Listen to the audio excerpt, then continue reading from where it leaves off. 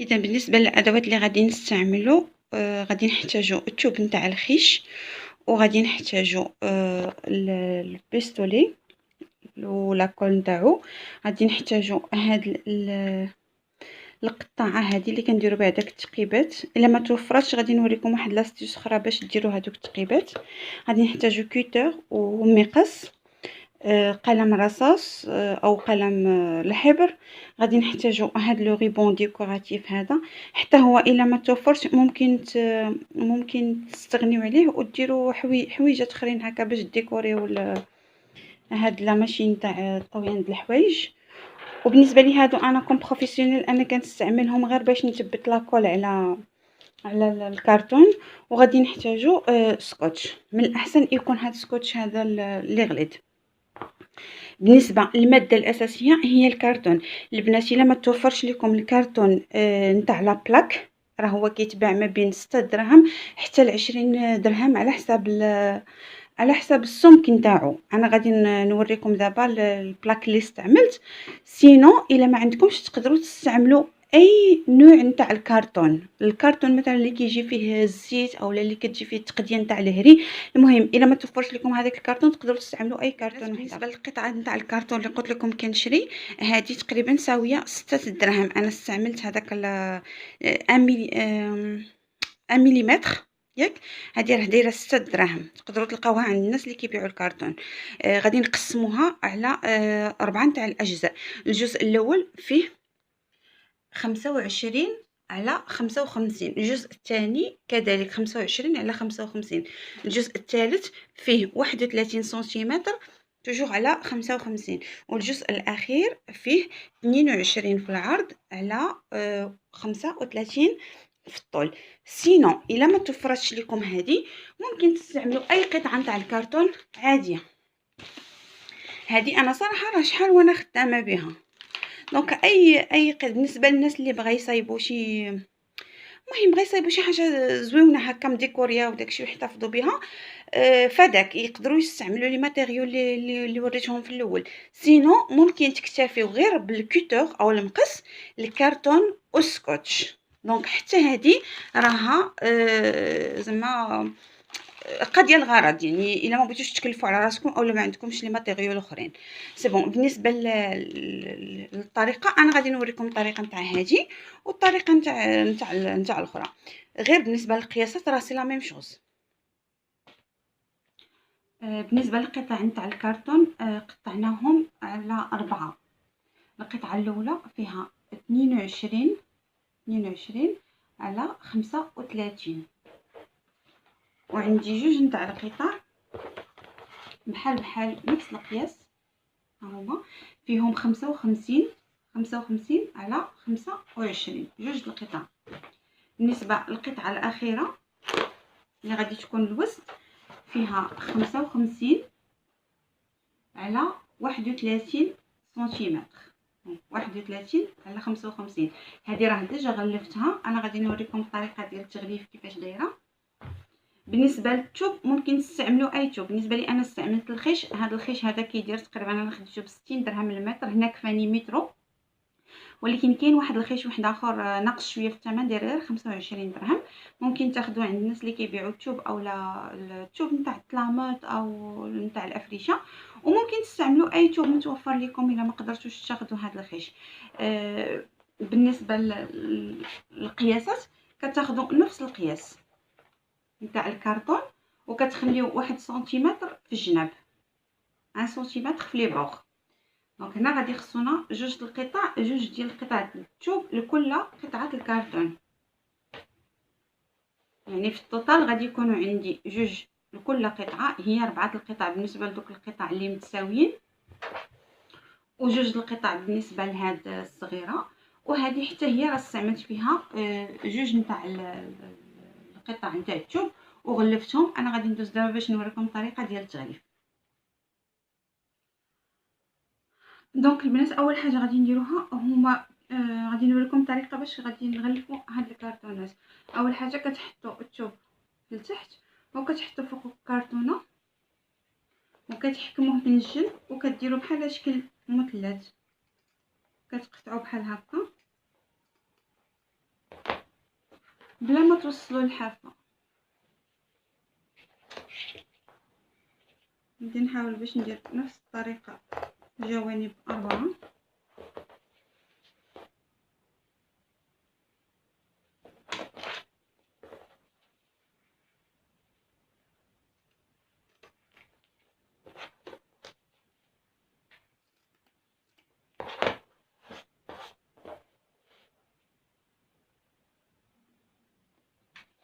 صافي، وكنلصق بالبيستولي.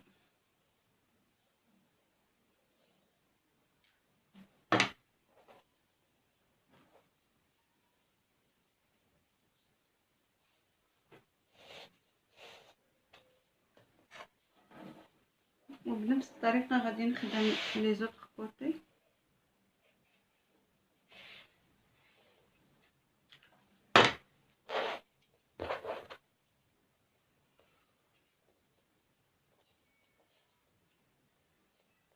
بالنسبه للبنات اللي ما بغاوش يغلفوا الكرتون، راه الطريقه كتبقى اسهل بكثير. ما عليكم الا تقطعوا الكرتون بالطريقه اللي عطيتكم، بالقياسات اللي عطيتكم، ومن بعد كتلصقوه غير بالسكوتش هكا عادي من الجوانب حتى الاخر. وغادي نحط لكم حتى ديك الطريقه باش هكا اللي ما بغاتش تغلف ممكن تستعمل غير الكرتون هكا عادي نتاع التقديه وتلصقوه بالسكوتش حتى هو راه كيجي مزيان وقاضي الغرض.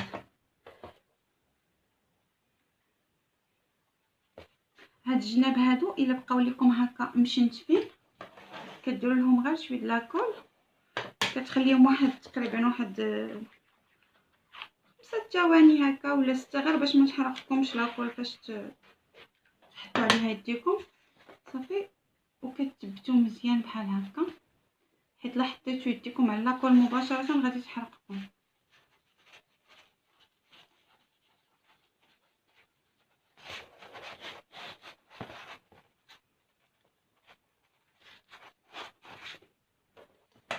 بالنسبه لهاد الجانب غادي ندير ليه نفس الطريقه.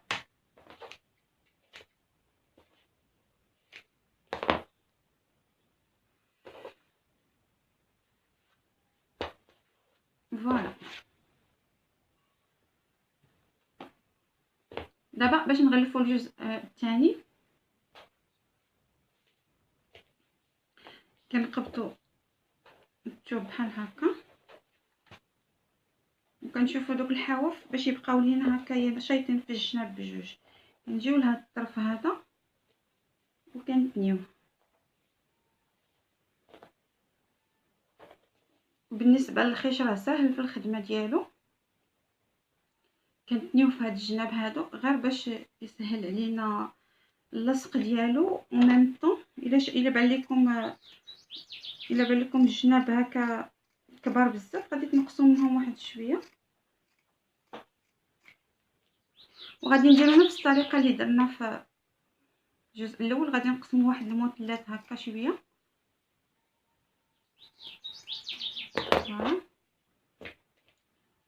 وغادي نديرو لاكول في هاد الجهه هادي، في هاد الزديه هادي باش تجينا بحال الخياطه.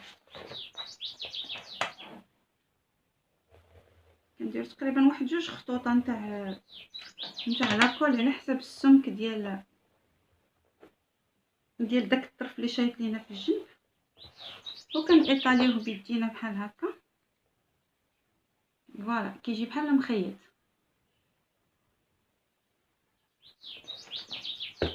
عاود كنحط عاوتاني هنا وكنقبطوا القياس نتاع الجهه الاخرى.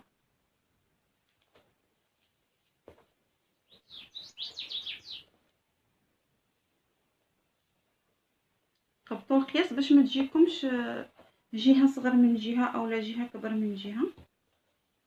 فوالا كدوزوا عليه يديكم بحال هكا. ما تنساوش تقطعوا هاد الجنيبات هادو.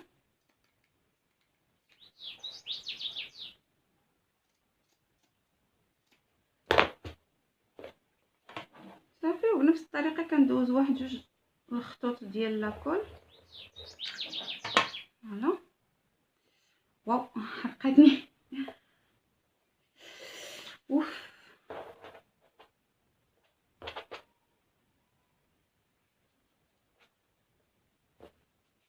سي بون، ها هي مقاده. كنجيو دابا للجناب التاليين، كنخليو تقريبا نفس القياس.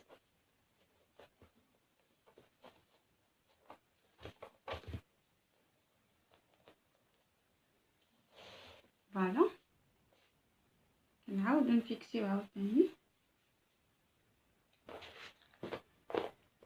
كما قلت لكم. الا بان لكم القياس كبير راه ممكن تنقصوا منه، غير هو خليه واحد مينيموم واحد 1 سنتيمتر. فين تقبط لكم لاكول ودوزو عاوتاني واحد هنا جا داك المثلث صغير نقص منه.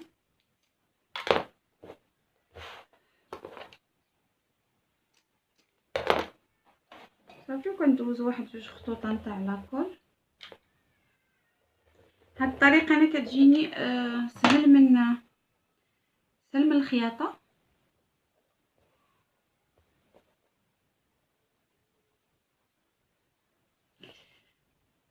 كاين البنات اللي ما عندهمش لا ماشين كود، ما عندهمش الماكينه نتاع الخياطه، دونك هاد الطريقه كتجي احسن.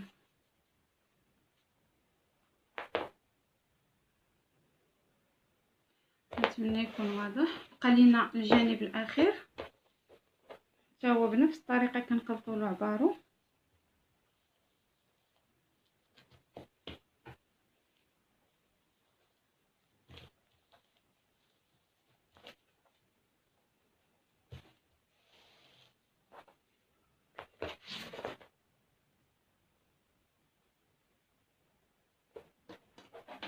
صافي وكندوزو لاكول.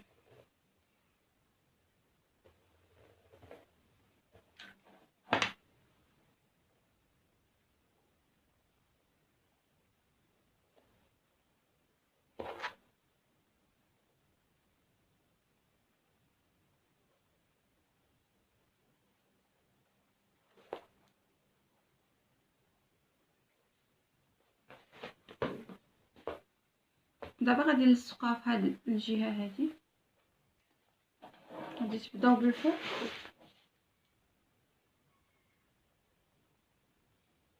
ديما كنديروا غير واحد جوج خطوط.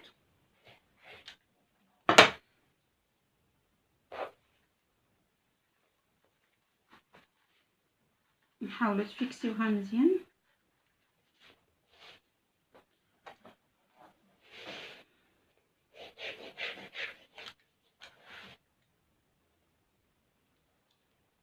بالنسبه لي انا كنقول لكم ما تدوروش لاكول كلها دقه واحده، حيت الا ما كانتش لاكول مزيانه، ما كانش دو بون مارك، غادي تنشف لكم وغادي تضطروا تعاودوا كلشي. نديروا غير جانب بجانب.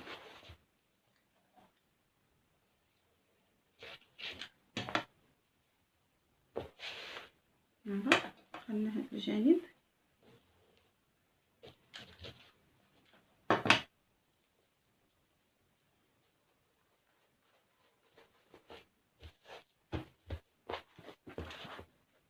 بون ها هي من بعد ما تغلفات كلها، انا راه ديجا غلفت لي بارتي الاخرين.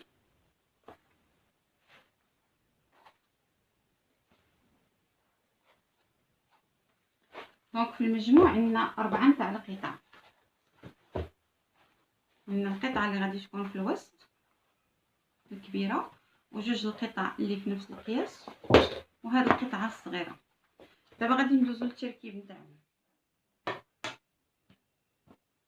اذا بالنسبه للتركيب نتاع القطع البنات، كنحطوا هذيك القطعه التحتانيه وكنحطوا هاد القطع هادو في الجناب، ولكن قبل ما تحطوهم ديما خذوا العبار بهاد القطعه الصغيره باش تجي هكايا في الوسط، تقريبا في الوسط. نزلوها شي شويه لتحت، خلي واحد 35 سنتيمتر هنايا، وكتاخذوا العبار بها باش تركبوا هذوك القطع اللي في الجنب. فوالا بهذه الطريقه هذه. غير هو حاولوا ما تزيروهمش بزاف. من بعد غادي تقطعوا لو غيبون على حساب الطول. لو غيبون اللي كنت وريت لكم في الاول غادي تقطعوه على حساب الطول باش نلصقوه هنايا وهنايا وهنايا. انا كنت بغيت ندير لكم الطريقه بهذه، ولكن فكرت ان الاغلبيه ديال البنات ما غاديش تكون عندهم، دونك هاد الطريقه هذه سهل. بالنسبه للغيبون، الا ما توفرش لكم هذا راه ممكن تستعملوا اي نوع نتاع الغيبون كان عندكم، اولا هذا. المهم هادو راه كيديروا تقريبا شي ما بين 2 دراهم حتى ل 4 دراهم على حساب كل نوع. نبقى نحيدو هادو، غادي نخليو غير هادي، غادي نحاولوا باش نجيبوها في الوسط بهذه الطريقه هذه، وخليو واحد شويه نتاع الجناب تقريبا واحد 3 سنتيمتر باش نخدموهم على برا.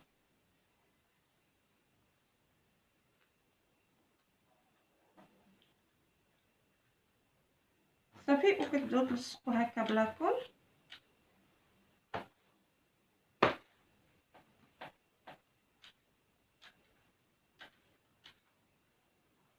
حاولوا باش تجيبوا لاكول هكا في الجناب.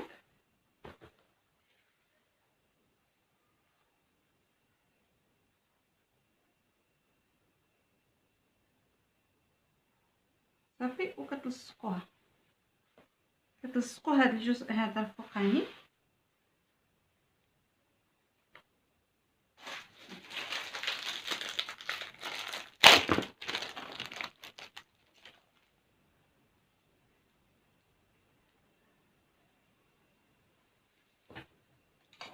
صافي، وكديروا لاكول في هذا الجنب هذا ما تلصقوش في الغيبون، لصقوا في الجزء السفلي.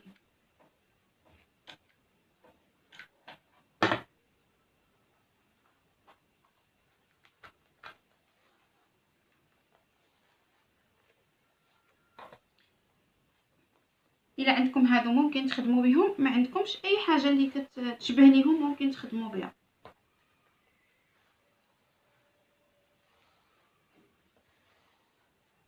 دونك باش ما نطولش عليكم الفيديو، غادي نكمل انا تلصق ونوريكم النتيجه النهائيه. صافي البنات، ها هي كملتها.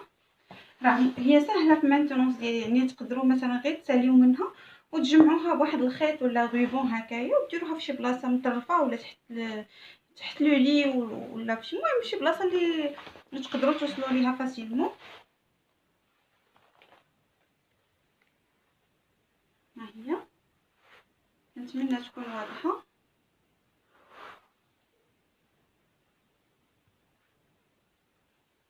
انا غادي دابا ندوز نوريكم كيفاش الطريقه باش كنطوي فيها الحوايج، وغادي تشوفوا بنفسكم باللي راه سهله تقريبا في الخدمه نتاعها، وسهله حتى ملي كتساليو منها غير كتجمعوها وكتخبعوها في شي بلاصه اللي باينه لكم.